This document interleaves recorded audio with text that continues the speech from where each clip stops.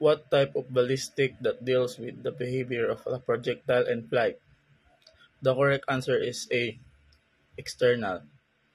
External ballistic deals with the behavior of a projectile in flight, its trajectory, and the forces acting upon it.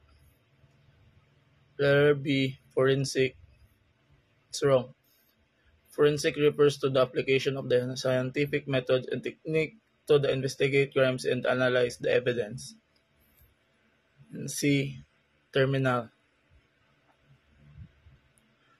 Terminal ballistic refers to the study of the behavior and effects of a projectile when it strikes a target. Letter D.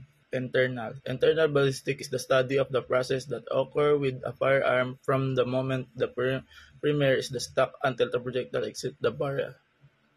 Number 2. When the bullet leaves the muzzle of a gun, what kind of ballistic is this? A. Terminal ballistic. B. Exterior ballistic. C. Ballistics. D. Interior ballistic. The correct answer is B. Exterior ballistic. This refers to the behavior of the bullet inside the flight after it leaves the muzzle of the gun. Letter A. Terminal ballistic. Terminal ballistic refers to the study of the behavior and effect of a projectile when it strikes a target. Letter C. Ballistic. Ballistic refers to the science that deals with the motion, behavior, and effect of the projectile, particularly firearms and ammunition. Letter D. Interior ballistic. Interior ballistic is a kind of the study of the process that occurs inside the firearm from the moment that primer is the stock until the projectile exits with the barrel. It involves analyzing an ignition of the propellant, the buildup of pressure within the chamber, the acceleration of the bullet as it travels down the barrel, and factors such as temperature and friction. Number 3. The investigation and identification of firearms by means of the ammunition fired through them and used in the court of law is what kind of ballistic? A. Terminal ballistic. B. Laboratory. C. Velocity. D. Internal.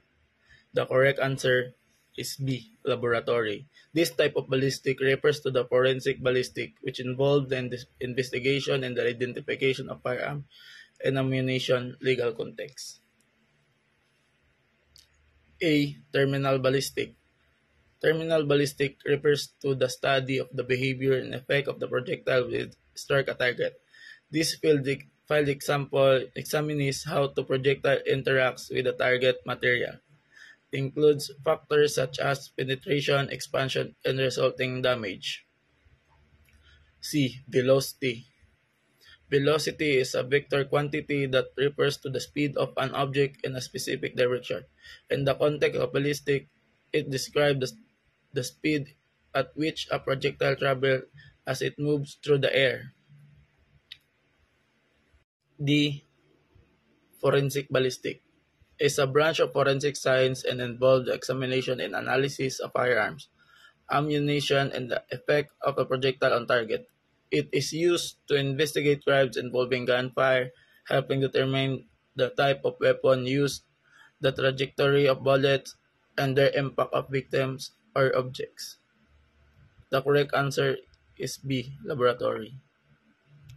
Number 5. In firearm study, the rate of the speed of a bullet per minute of time is called. The keyword here is the rate of the speed. And the correct answer is letter C, velocity. Velocity meaning is the speed of something in a given direction. Trajectory meaning is the path followed by a projectile flying or an object moving under the action of given forces. While the penetration means penetration in ballistics is when a projectile pushes or impedes itself into obstacles. Number 6. Who is the clergyman that invented the first workable percussion cap for the ignition of gunpowder in firearm in 1807 and produced a percussion lock between 1805 and 1807?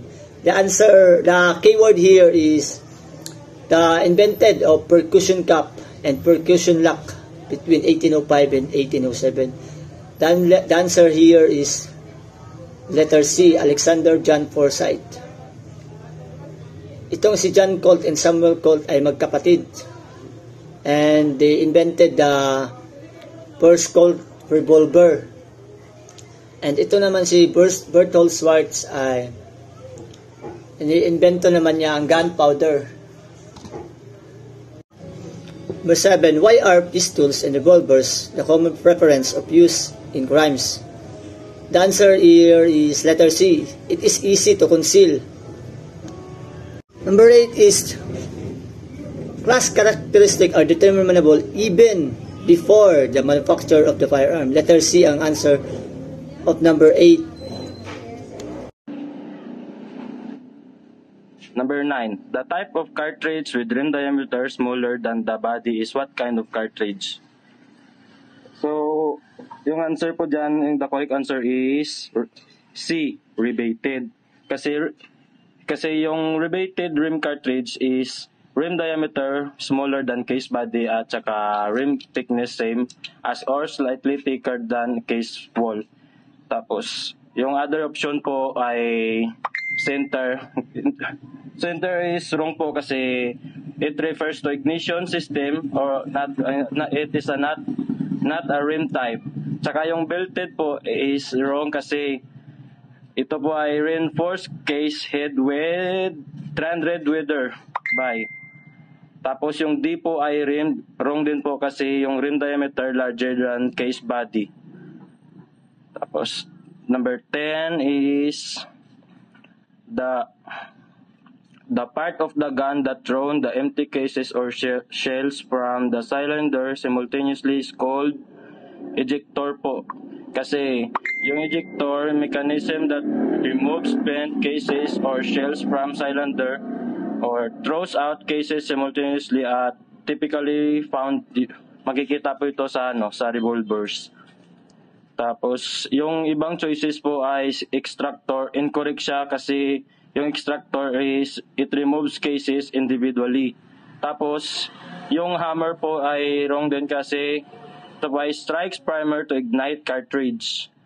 Tapos yung cylinder remover, ito po ay not a standard firearm component. Tapos yung number 11,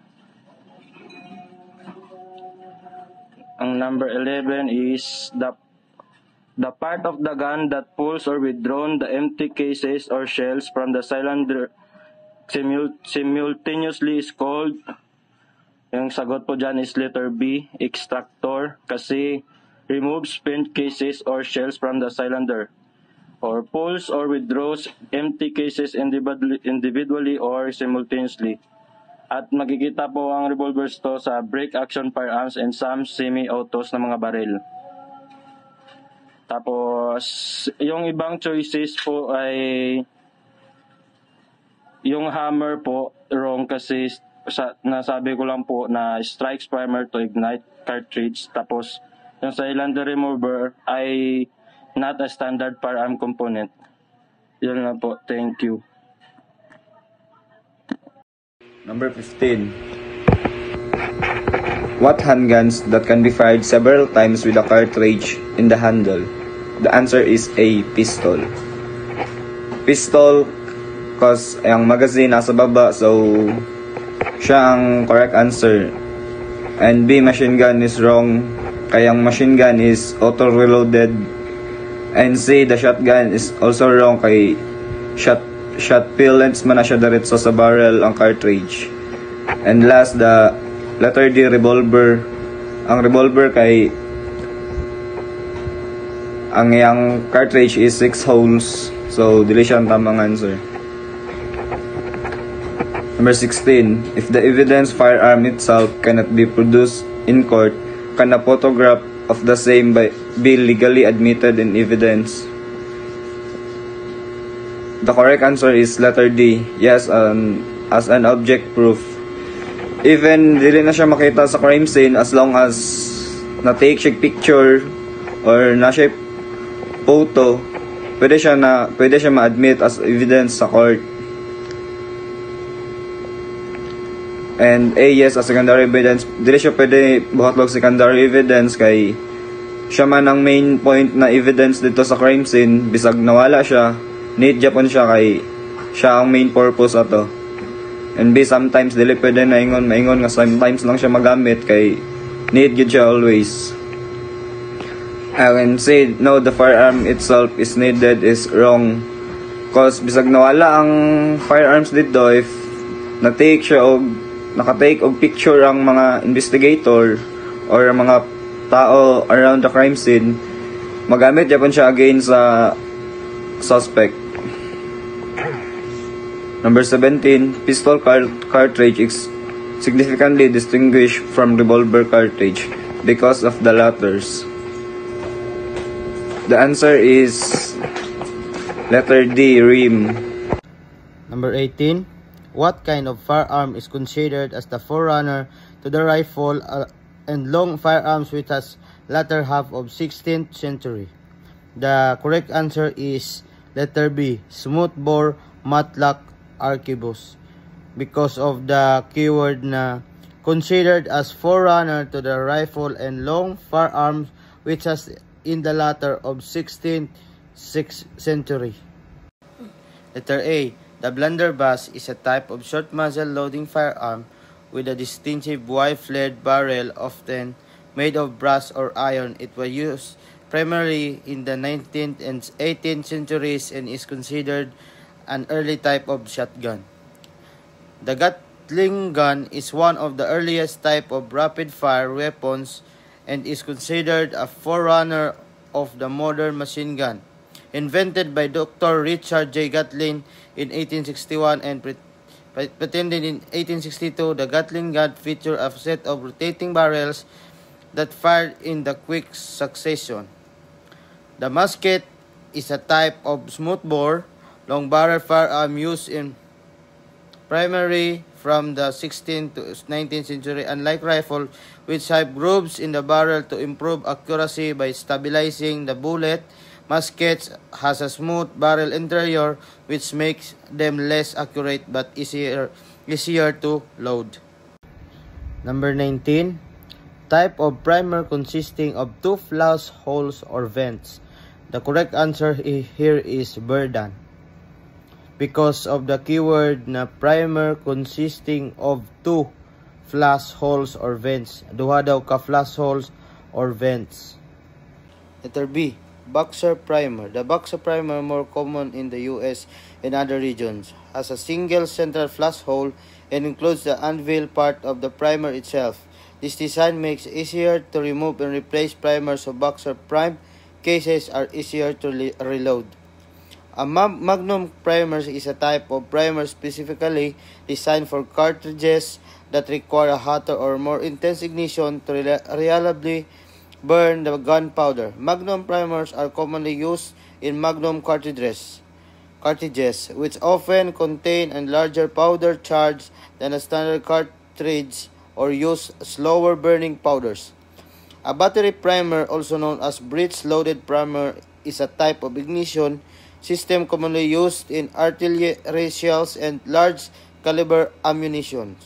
Unlike primer in small arms ammunition, which are typically struck directly by a firing pin, battery primers are designed to ignite through an external powder source or impact mechanism suited to large heavy artillery. Number 20, initiates or makes the primer ignite. The correct answer here, ma'am, is letter D, firing pin. Kay siya ang naga-pa-ignite sa primer kung maigo tong iyang tong sa tunga sa ma'am, o maigo sa firing pin mo nang magbuto ang isa ka pusil. Letter A, a hammer in a firearm is the part of the firing mechanism responsible for striking the firing pin or directly hitting the primer. Some designs to initiate the firing process. Trigger ignition in a firearms refers to the process by which pulling the trigger initiates the firing sequence leading to the discharge of the firearm. Yoke is a process of unloading or loading on a firearm on the cartridges. Mostly makita jud nimo ni ang yoke sa revolver and assault guns.